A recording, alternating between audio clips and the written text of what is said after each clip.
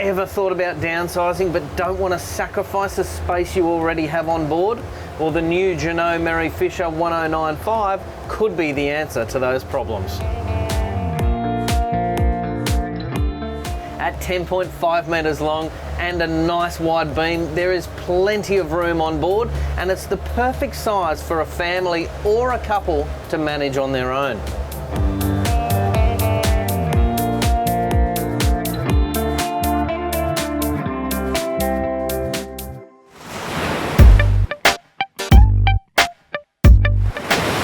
When you're standing at the bow, you can really appreciate just how much room there is on board this 1095. The beam starts nice and early, which gives it that nice spacious feel all the way throughout. I'd definitely opt for the optional sun lounge at the front here to make full use of this area. And I do like the nice high handrail and wide walkway that gives you access all the way down the side of the boat, keeping your kids and yourself safe from toppling over.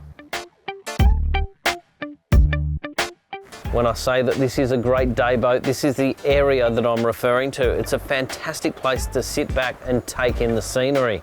We're running the lounge around the outside at the moment. You can drop the infills in and turn this entire area into a sun pad, and you have several options of where to place the table, giving you a lot of versatility with your seating arrangement. Located just inside the large rear sliding door to the cabin is the galley, and it's on the starboard side of the boat, set against this large window which gives you plenty of light when you're preparing food. It's also directly opposite the dining area, which gives you nice easy access to that if you are serving people a meal, and you are also within talking distance of the people in the cockpit. There is plenty of storage below this bench top. You've also got a microwave, a fridge, a 2-burner stove and a sink, and obviously an infill gives you all of the bench space you should need when you're preparing a meal.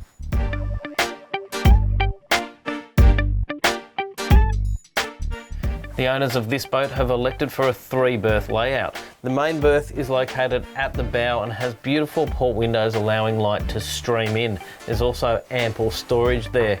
The second berth runs up underneath the dining area. It has a closing door as opposed to a curtain, which gives you a nice bit of privacy, and there is plenty of room there as well.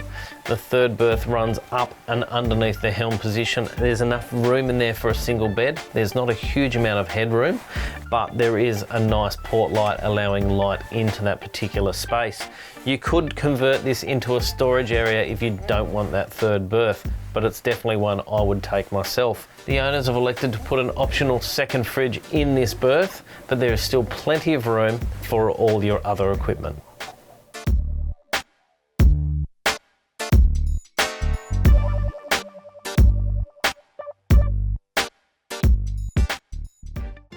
Jeanneau are a production boat builder based in France, and this boat, the Merry Fisher, is one of their very versatile packages. It's suitable for cruising, entertaining, overnighting, or you could even throw a line in off the back. Even though this is a high-sided and quite large, imposing boat on the water, it is very easy to drive. I've got electro-hydraulic steering here, and the throttles are nicely within reach. We've got twin 300 Mercuries on the back. That is an option. It comes standard with twin 250s, which, judging by the performance so far, would still be more than enough to keep most people happy. In front of me there's a full layout on the dash. We're running a Garmin head unit here. I've got the engine controls, they're the analog style, and I've also got an autopilot on the top left and trim tabs.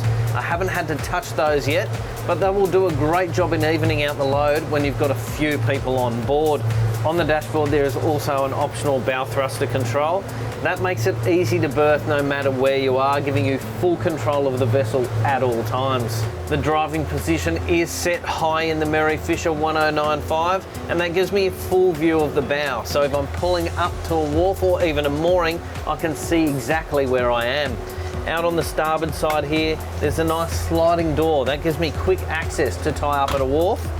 And you'll notice that the cabin is pushed to the port side, so there's a nice wide walkway out here as well. The one on the port side is slightly thinner.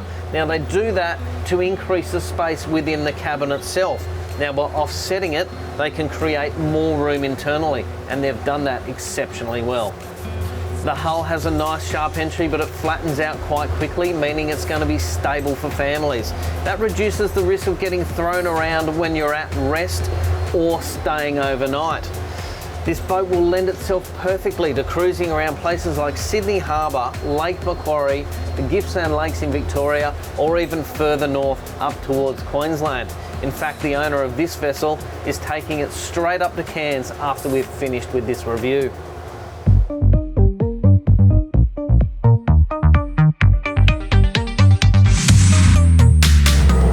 Even though this is a relatively large boat, the outboard engines do get along at a fair speed. At the moment we're doing 23 knots and I feel really comfortable behind the wheel.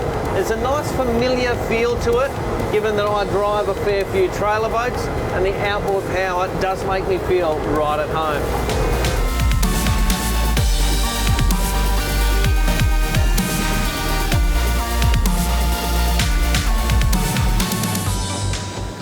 The Jeanneau Merry Fisher range starts at a 695 all the way up to this, the largest boat, a 1095. And out of all the Merry Fishers I've tested, I think this could be my favourite, purely because of the space on board and the ease of use. And where else could you buy a 3-bedroom home with waterfront views for a third of the price than a standard Sydney house?